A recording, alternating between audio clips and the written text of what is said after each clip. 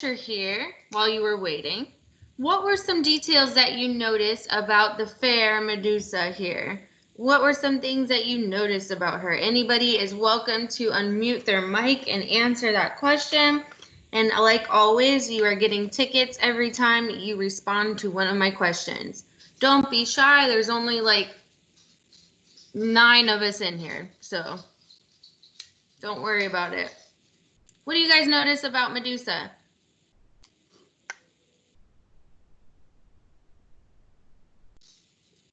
Anybody?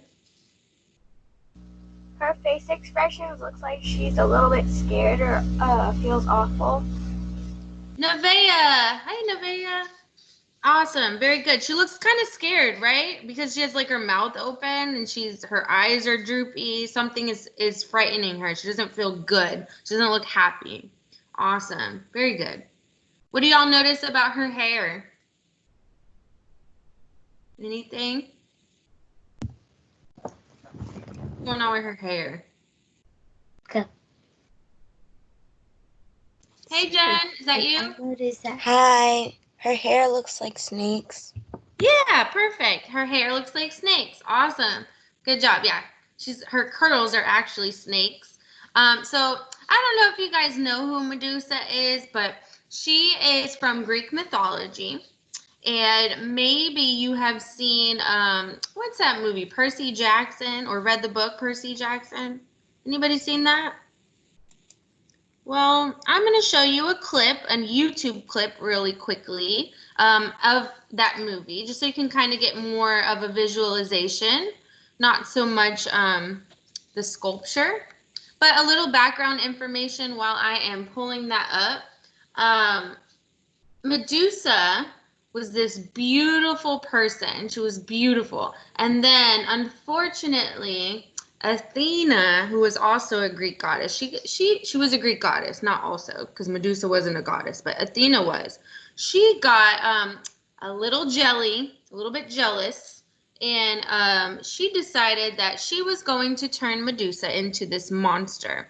And every time that Medusa, when she turned into the monster, every time that she looked at somebody in the eye, especially men, that they would be turned to stone, like statues, kind of like what we just saw. So I'm gonna play this video. If you guys cannot hear the audio, please somebody unmute your mic and let me know, okay?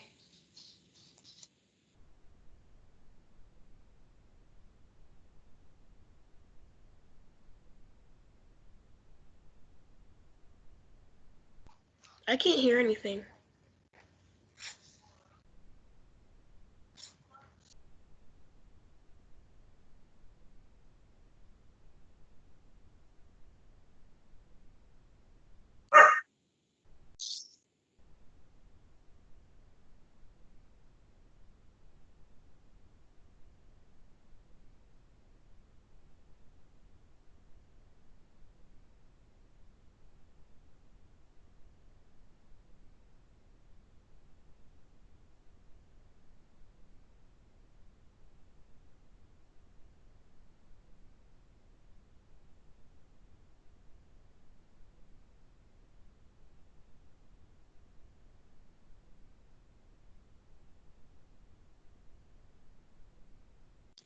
So as you guys can see, she is trying to look in his eyes to turn him to stone, obviously, and he's avoiding it. That is just to give you an idea of who Medusa was. And today our learning target is, how does the author use word choice to show how Medusa responds to change throughout the poem. So we're going to read a short little poem about Medusa now that you guys have some background info. And the first question, I just want to clarify, because your assignment that comes with this lesson is going to ask you about stanzas. So if you're not sure what a stanza is a paragraph basically in a poem. So you'll notice how poems have chunks of text separated from each other, and that's just called a stanza instead of a paragraph. So if you say like stanza 1, stanza 2, stanza 3, I'm talking about the chunks of text in that order. So let's go ahead and look at the poem. By the way, this poem will be attached to a separate assignment that just says read only, and then you'll have the one with the question. So you'll see those two assignments. They'll release at 10 o'clock today once the live lesson is over. So we're just going to start with reading the first two stanzas. So Medusa by Aga Said Ali. I must be beautiful, or why would men be speechless at my sight? I have populated the countryside with animals of stone and put nations painlessly to sleep. I too was human, I who now live here at the end of the world with two aging sisters, spinsters, massaging poisons into our scalps and sunning our ruffled snakes, and dreading the night when under the warm stars we recall men we have loved, their gestures now forever refusing us.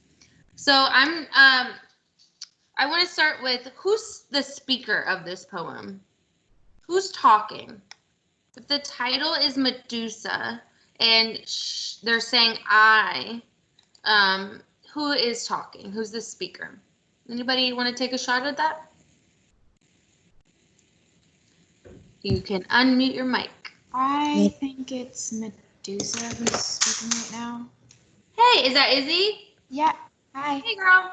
Yeah, exactly. It's Medusa speaking. It's her talking about herself. Perfect. And what that's called, when the speaker is talking about their own lives and they're using I, me when they're talking, that's called first person point of view.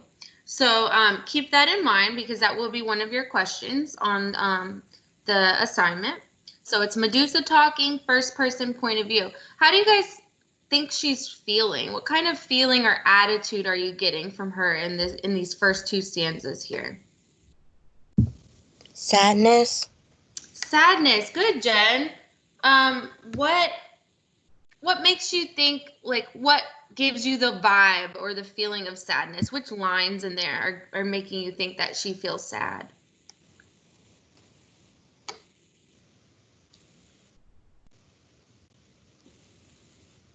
I too was human, I who now live here. Perfect, Elise. Good. Yeah, I too was human is the big thing. She's not human anymore. And then she says she lives here at the end of the world. Like, even end of the world just sounds depressing, right? Very good. All right, so there's a few lines in there. Dreading the night, dreading its connotation, right? Remember we talked about that a few weeks ago? If you're dreading something, it's got that whole depressing vibe that goes with just the word by itself. So remember that. That'll help you with the questions for the assignment. Good job, guys. All right, let's look at the next two stanzas. Then why let anything remain when whatever we love turned instantly to stone? I am waiting for the Mediterranean to see me. It will petrify.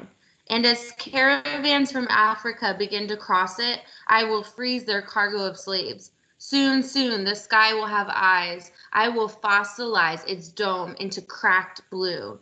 I, who am about to come into God's full view from the wrong side of the mirror into which he gazes. So, again, we have Medusa still talking, but there's a shift in her attitude. So we know that she's depressed in the first two things. She's sad, but there's a change. What kind of feeling or attitude are you getting from her now?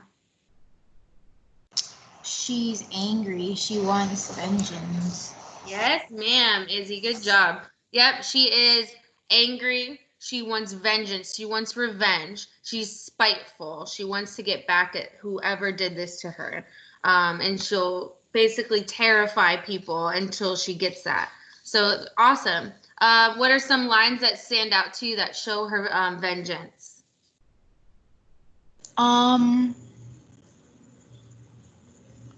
It will petrify and see.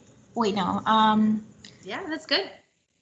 I will fossilize its dome. I will fossilize its dome into cracked blue. Who am I to come into God's full view from the wrong side of the mirror into which he gazes? Awesome. Even that first line that you said, Izzy, was good. Petrify. That means she's trying to scare people. And then she's talking about what she's going to do to scare people. She'll fossilize its dome into cracked blue. Very good. You guys are doing a great job. All right, last stanza. And so she dreams, till the sun-crimson shield blinds her into nightmare. Her locks, failing from their roots, crawl into rocks to die. Perseus holds the sword above her neck, restless in her sleep. She, for the last time, brushes back the hissing curls from her forehead. So just a little backstory. Perseus, if you're not familiar with the mythology behind this, Perseus was sent to kill Medusa. As it's a whole nother story, but he was basically, he's a mortal who was sent to kill her to prove himself to a king. But what is the difference? Is it still Medusa talking here, or does it change? I think it's still her talking because she's saying, wait, no. It's not her talking because it's saying so she dreams till the sun. Yeah, so she. Like, good girls. Yeah. Good job, Izzy and Nevaeh. Perfect. Yeah, it shifts. So it's not I anymore. It's not her talking about herself. You'll see that it says right here, and so she dreams. So now it's shifted from first person point of view to third person. And third person is when an outside narrator is telling the story about somebody else. So now it has shifted to third person. Remember that. It'll be one of your questions. So now they're looking from the outside in at Medusa. Now, what has changed though? This makes Medusa, everywhere else we look at her kind of like a monster, right? Like she's this evil monster who's trying to kill everybody. But some words in here, they have given her more of like a human-like quality, right? We know she's still a little bit human. You saw the video clip. So what lines in here make her seem more human-like?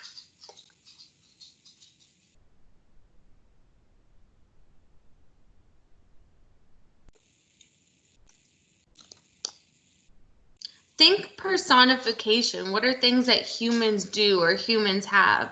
she sleeps. Who is that? Is he good? Yeah. She sleeps. She's dreaming, right? She's dreaming. Nightmare. She's having a nightmare. Very good. And also she has locks, right? Doesn't call them snakes here. It just talks about like her hair, curls, forehead. So there's a lot of things here that kind of humanize her and make her seem less like a monster and more just like kind of a person sleeping. So that was our lesson with the poem. And I got to be honest, you guys have a one up on everybody else because you were in this live lesson and I basically just gave you all the answers to the quiz. The quiz will release at 10 o'clock. But do you guys have any questions about the poem so far? All right. Well, anytime you do, if you run into a question, just reach out to me on Teams. That's the best way to do it, guys, because for some reason Portal is just super slow. I don't get the notifications as quickly, so Teams is the best way to reach out to me. We're going to do a Kahoot if you are interested for the chapters that you should have read for the giver. So I will get that code up for you. Let me stop sharing to the audio. Okay.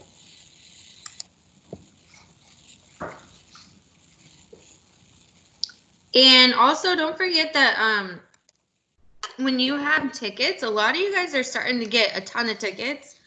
You can cash those in whenever you want. Here's your code.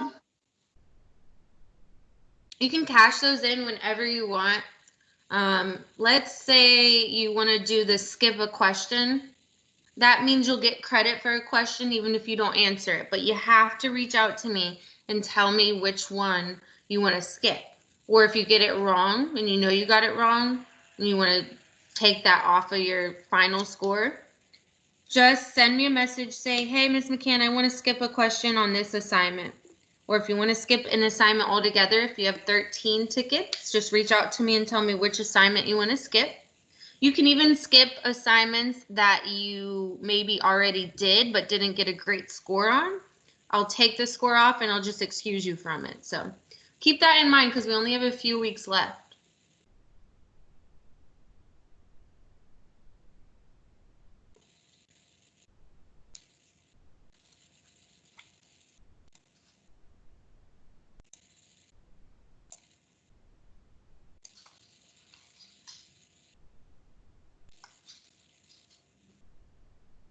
If you don't have a phone, you can open up one of your internet browsers and you can minimize Teams and minimize the browser by doing this guy right here. See this little minus sign? That's minimize.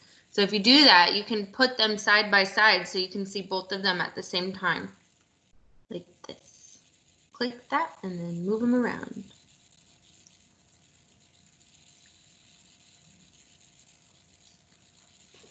I'm going to wait about 30 more seconds. Only 3 players are in. If you guys need help getting in, let me know. You can unmute your mics. It also doesn't hurt to see, even if you can't play along, it doesn't hurt to see it as a review.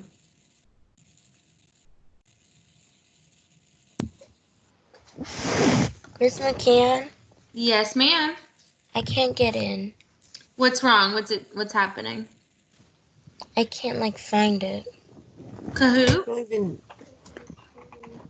Are you on your phone or going to the website? I have the app on my phone. Oh, you do? Do you see where it says join game, I think it is, or join, let me see. You fix it, Jada?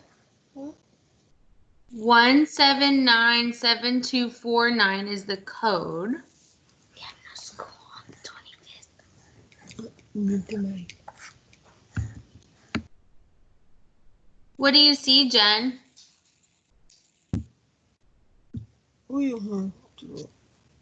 Yes? What do you see on your screen? Do you see where it says enter game pin anywhere? No. It said teacher appreciation. No, I don't see the app yet. So when you go to Kahoot, sorry guys, I just took it off for a second because I want to help Jen. When you go to Kahoot, might look different on your phone. Yeah. I found it. You found it? Perfect. Good job. All right, there's your code. I'm going to wait like a few more seconds. Once you get in, then I will start. What is it? 72. Oh, okay.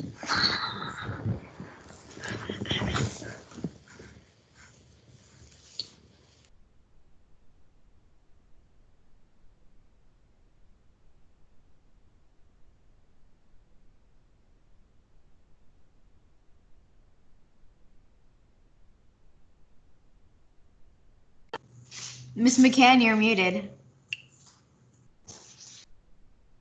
Yeah, you're muted. I muted myself. Thank you for letting me know. I muted myself. But when you play, if you get first place, you get 3 tickets. Second place is 2, and third place is 1. I'm going to go ahead and start, okay? Because we're running out of time. So here we go.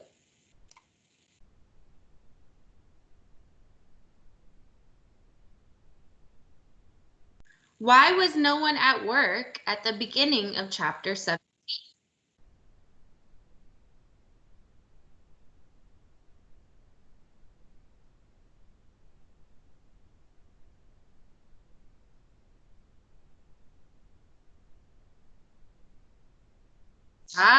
It was an unscheduled holiday. They came on the loudspeaker and announced that nobody had to go to work and nobody had to go to school.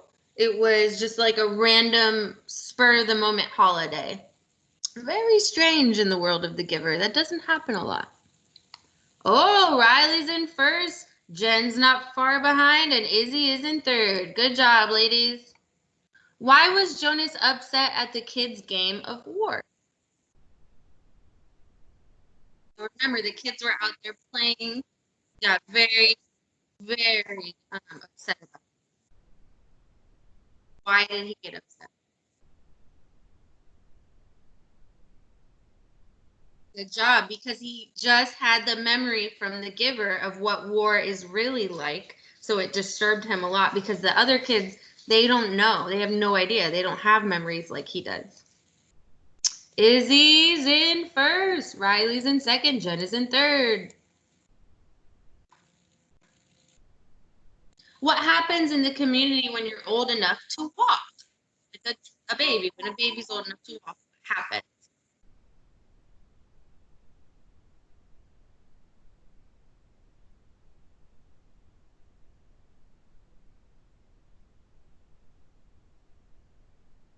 Ah, that was a tricky one. Yeah, you can be hit with the discipline wand. Ugh, can you imagine? That's awful.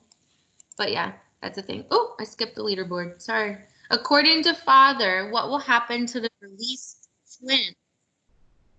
So when there's two babies, one of them gets released. Oh, you guys all got that. Yep, someone will take it elsewhere.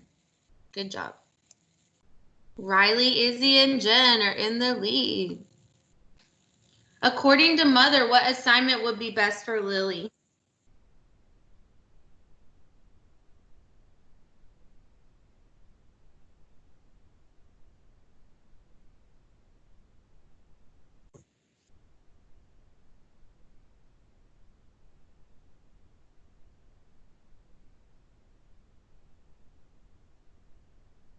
You all got that one right too. Good job, storyteller. Yes, she's very creative. Awesome. Oh, Nevaeh has a high answer streak. Good job.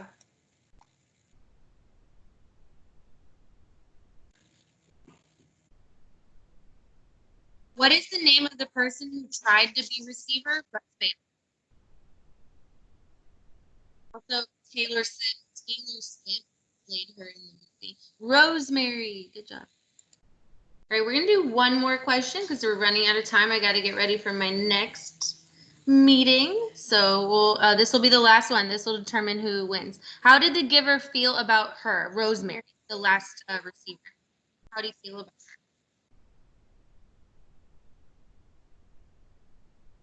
He loved her. He did. He felt very strongly about her, and I think it kind of haunts him, the fact that she was released and couldn't make it through receiving all the memories. It was too much for her.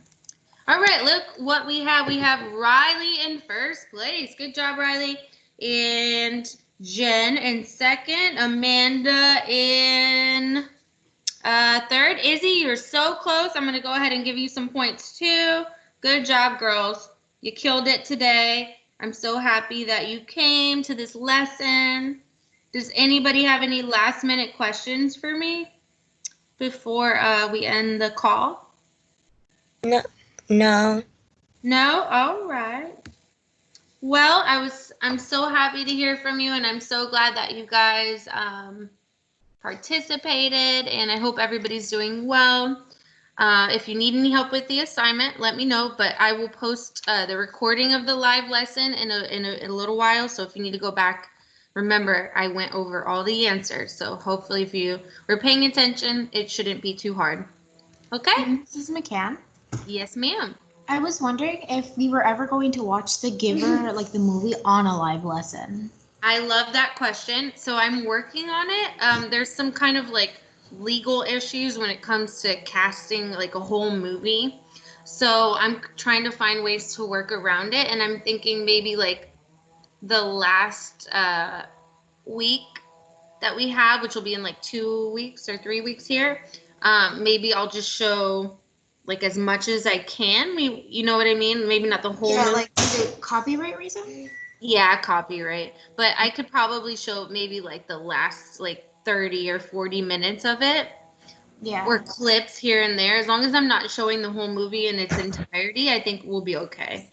So yeah, I plan on it. I'm looking into it, so hopefully we can watch it. Good Okay. question. Thank you. You're welcome. Bye, guys. Have a great day. Bye. Bye. Bye, Miss McCann. Bye, Jen.